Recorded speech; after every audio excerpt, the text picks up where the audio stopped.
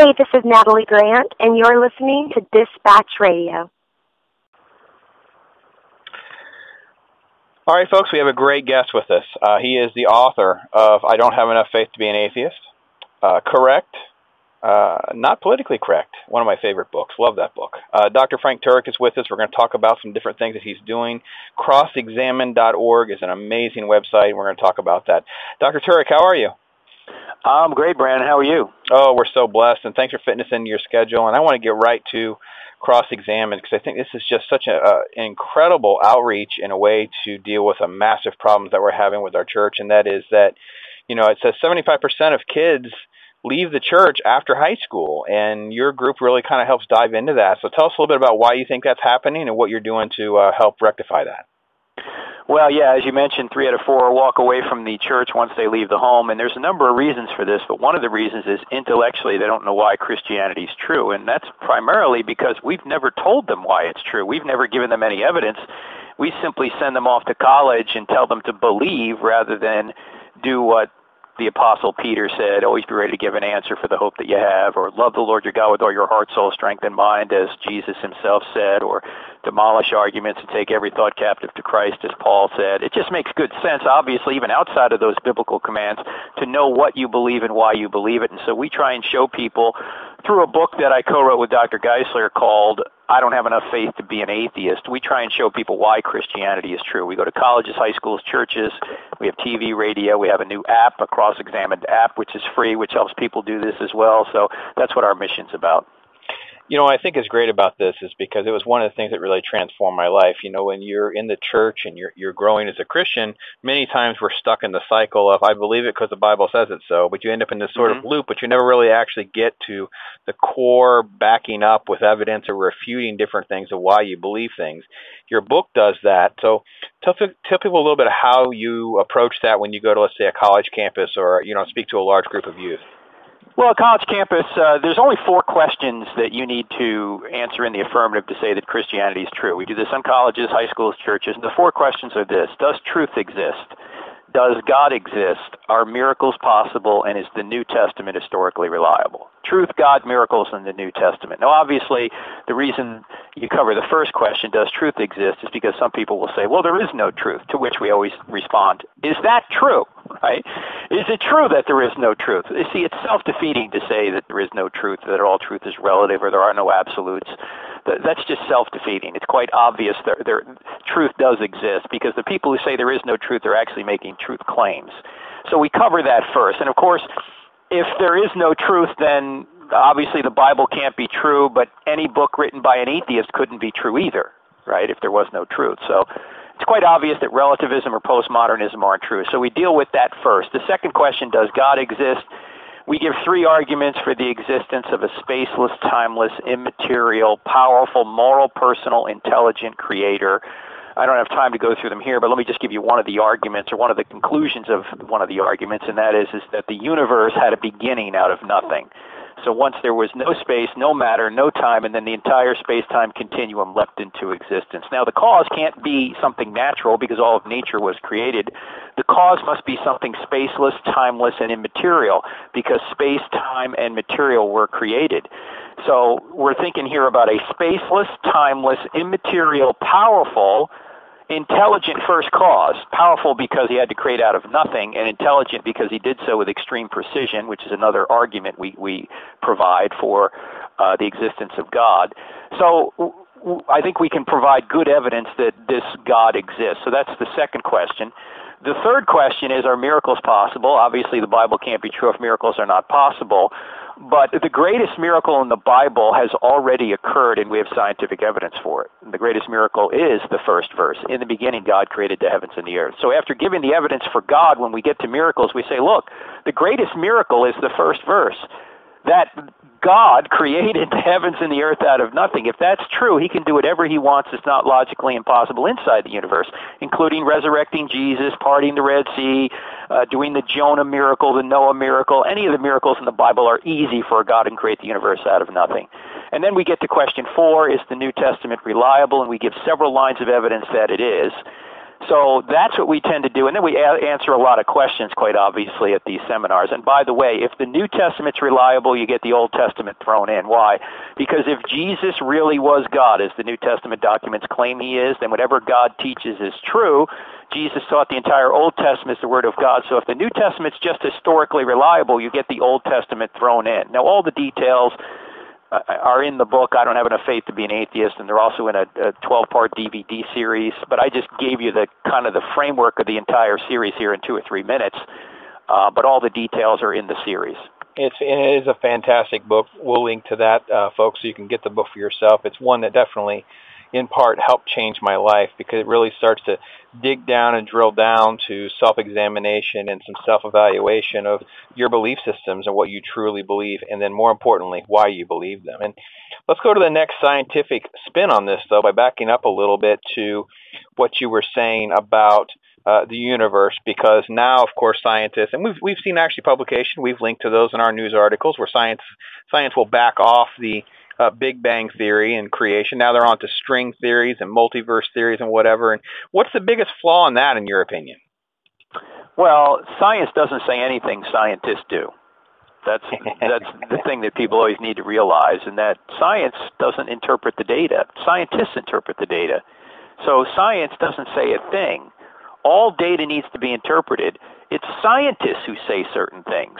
And you have to look at their worldview to see how they're going to interpret the data. And the data seems to indicate, and this is an interpretation quite obviously, because I just said science doesn't say anything scientists do, but it indicates that space, matter, and time had a beginning. Well, space, matter, and time had a beginning. It seems to me the logical implication of that is whatever created the universe must be spaceless, timeless, and immaterial. And the reason that you're getting these different theories like multiverses and string theories and all this is because they're trying to figure out a naturalistic way to explain all this. But even if string theory is true, who created the strings? Even if there are other universes out there, who created these other universes? Even Alexander Vilenkin, a proponent of the multiverse theory, who wrote a book in 2006 called Many Worlds in One, even he admits that even if there are other universes out there, you don't get rid of the need for an absolute beginning. You just pushed it back a step. So there is an absolute beginning to space, matter, and time. If that's the case, the cause seems like it has to be spaceless, timeless, immaterial, powerful, intelligent, and personal, by the way, in order to choose to create something, because impersonal forces don't create. So you can come up with all sorts of different theories. It doesn't really blunt the main point which is that the whole show had an absolute beginning. Whether there are other universes are out there is irrelevant. Let me go to another topic that I always bring up, and it's so frustrating coming from a science background, because now we have so many people in our own faith that, it's the old earth versus the new earth theory, and I always throw back to them. I say it's really, really simple. You either believe in a flood or you don't. And of course that makes their head spin a little bit. And then I said, well, because of the effect of water on radioactive dating. If you believe there's a global flood, then we don't have the radioactive dating they claim we do. And I try to explain it to them. Their head explodes because I've never taught any of this sense of science in their classroom. Of course, they've just been taught that all these dates are true, but what do you say to these students when they come to you and go, well, we know about carbon dating. What about all these other isotopes, all these other dates? That's always how they do it. They're trying to change the argument and move it down the field to kind of prove their point, don't they? Well, who's trying to prove what point? What do you mean, Brandon? Well, the science, it doesn't matter who's trying to speak on their behalf, whether it be the students that have been taught this in the classroom, whether it be, you spoke to Christopher Hitchens and there's other secularists and humanists that kind of go down this road, and they try to stand firm on this dating process, these billions and billions and billions of years, when we have so many things that kind of don't jive with that. Well, actually, I don't really take a strong view on how old the universe is, because I think it's really irrelevant to the main point. The main point is that there was a beginning. Whether that happened 10,000 years ago or 10 billion or 13.8 billion years ago is really irrelevant, I think, because you need a beginner no matter how or when it happened. And no matter what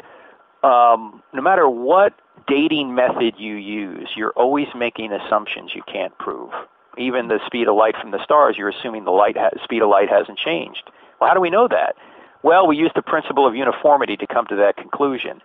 Well, how do we know the principle of uniformity is true? Well, we don't. But if we don't assume the principle of uniformity, we can't get at the past. If we can't assume that causes in the past were like those in the present, and we can't learn anything from history. So we have to assume a uniform worldview or a uniform description of the laws of nature. It's possible that the speed of light has changed, but if it has changed, then the problem is a number of other laws of physics would have to change as well, because they're all tied to the speed of light. Right. So whether you take the speed of light or radioactive dating or carbon dating or any of these other kinds of dating, you're always making assumptions you can't prove. Now, I personally think that obviously if the speed of light hasn't changed, the universe does appear to be 13.8 billion years old. That's why all scientists are coming to that conclusion. If it has changed, we don't know how old it is. But again, the point isn't how old is the universe.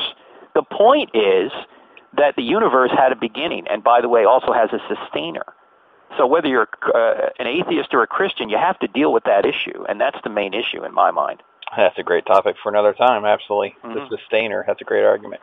Let me move to morality, because it's always such an interesting topic, and especially one of your debates. I know you debated him twice with Christopher Hitchens, who went down this road with morality. And the one thing that's amazing is they always just sort of presume the humans will make good moral decisions to structure society around, yet we as Christians go, why? Why would you do that? And why do you get a right to judge anybody as an atheist? If you technically really don't believe any consequences for actions, then what are you left with? And how do you kind of fence them in to really kind of confess to the fact that they really kind of believe in this sort of hypocritical view of the world? Well, the argument isn't so much can atheists know what's right or can atheists be moral? Because the answer to those two questions is yes, of course. Right, they can know what's right, and yes, they can be moral. The question is, what grounds morality? Why is something right and something else wrong? And absent something outside of humanity, everything is a matter of opinion. You see, if there is no God, then what Hitler did is just a matter of opinion. Why? Because that's just your opinion against Hitler's opinion. In fact, in our book, I Don't Have Enough Faith to Be an Atheist, we have a chapter called Mother Teresa versus Hitler. Yep. You see, if there's no God, there's no way to adjudicate between Mother Teresa and Hitler. Everything's just a matter of human opinion. Mother Teresa liked to take care of people, Hitler liked to kill them. The issue isn't whether you can know what right is or whether you can be good or any of that. We all agree that everyone can do that, at least to a human level. We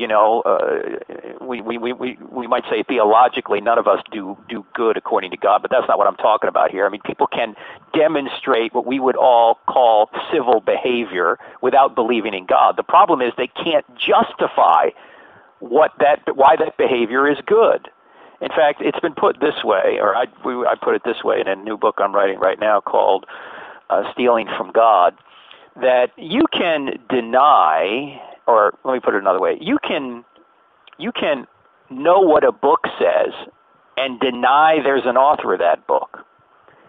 But there would be no book to know unless there was an author.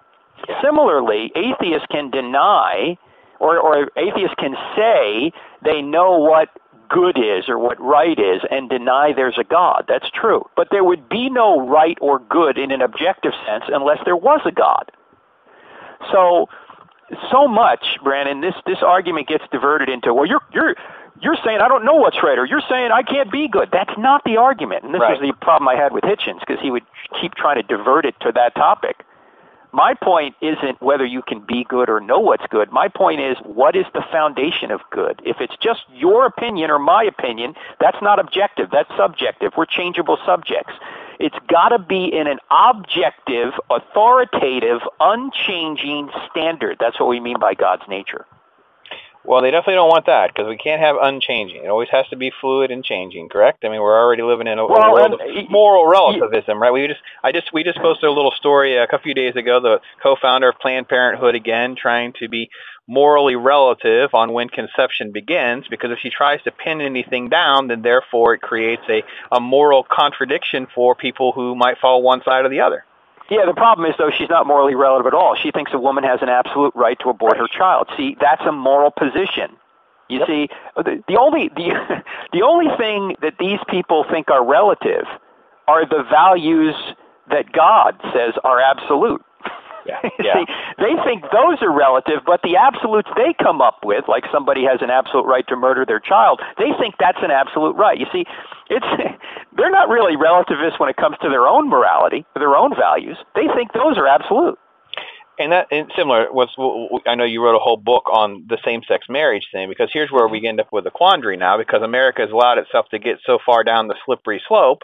Now we're in a real big mess where you have, so many states have now said it's okay, and you have churches that are being challenged. Actually, today in the news, we had wrote about a city council in the UK who sent out letters saying, hey, listen, now everybody has to perform same-sex marriages. Now they're backed off of that because there's enough public pressure, but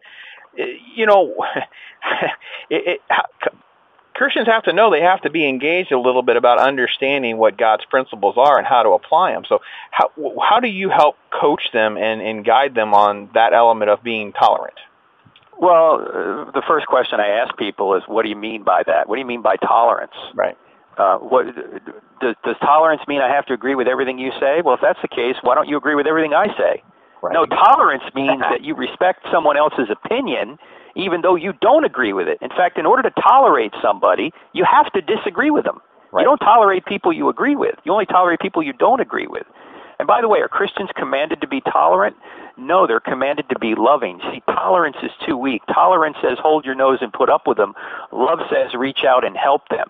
And if you really want to love somebody, you have to be intolerant of behavior that will hurt them. And we know this as parents, right? We don't tolerate everything our kids do. If we did, we wouldn't be loving. So tolerance is a vice when it comes to tolerating behavior that's harmful. It's, of course, a virtue when it comes to respecting other people and respecting their opinions, but it doesn't mean you have to agree with them. And so where does that take us politically? I mean, how do we what do you tell Christians to sort of get engaged on a political forum to try to help get not only the right leaders, but hold them to the fire so they're, behaving according to that criteria? Well, that's the million-dollar question. How do you get people to care? Yeah, right. The way you get people to care, they suddenly become interested when it's going to affect them personally. Now, right. The problem with many of these moral issues is people don't perceive they affect them personally. As you mentioned earlier, this is a slippery slope, and it happens so slowly. It's the old story about the frog being boiled in the kettle, right? If you put a frog in a pot of water and just heat it slowly, he'll stay there. If you dump him in boiling water, he's going to jump out right away. But you simmer him and get him hotter and hotter, he's just going to sit in there and ultimately cook himself to death. That's what's been going on in our country, is that all this stuff just kind of creeps up on us, and before we know it, it's affecting us directly, but it's too late to change, many people think. Yeah. It's affecting same-sex marriage is going to take away your right to even work, because if you disagree with it, you'll get fired. I've gotten fired for it. You can go read about it on the internet. You just type in my name, you'll find it. We just saw it with Mozilla, right? Yeah, with Mozilla. We saw it with Mozilla. We saw it with the Benham brothers, who are here in Charlotte where I live. They were going to have a TV show, and that got shot down because of their stance on life and marriage. That's what it's coming to. Of course, it's going to take away your right to preach the gospel in certain areas.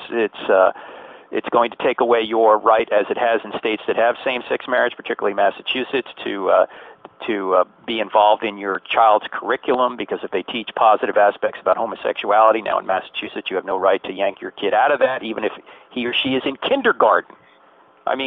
So it affects everybody, and yet we don't really see it affecting everybody unless we pay attention. So that's part of the problem. Before we wrap up here, I want to go right back around to crossexamine.org and what folks can expect when they get there, and tell them how to get that app. They get it right directly from the website? They can get it from the website, yeah. It's on any iPad or iPhone device. It's on Droid devices. It's good for Windows phones. They can go to our website, crossexamine.org. That's crossexamine with a D on the end of it.org. And they can download it there, or they can go to the App Store or wherever they get apps. And there's a quick answer section on there, which will help you if you're in a conversation with somebody. Say you're having lunch with somebody and they say something that's against Christianity, and you're not quite sure maybe how to answer it. You pull out your iPhone or whatever, you go to the Cross-Examined app, you click on Quick Answers, and chances are the objection or question they brought up, we have a response to. We have a question you can ask back, or maybe a piece of evidence you can provide back. So you can engage with people by just using the Cross-Examined app. It's free. It's fantastic, folks. And we're going to link to that so you can get that and get more engaged. And we're going to have to schedule Dr. Turek back with us again, because we only got way about halfway through some of the amazing aspects of his work and these books, and it's just incredible. And I really challenge you as well to examine your life and see what an incredible ministry opportunity that God's placed you in to minister to the people around you. And a lot of times that's a lot of just engaging conversations, asking questions, people about what they believe in, why they believe it.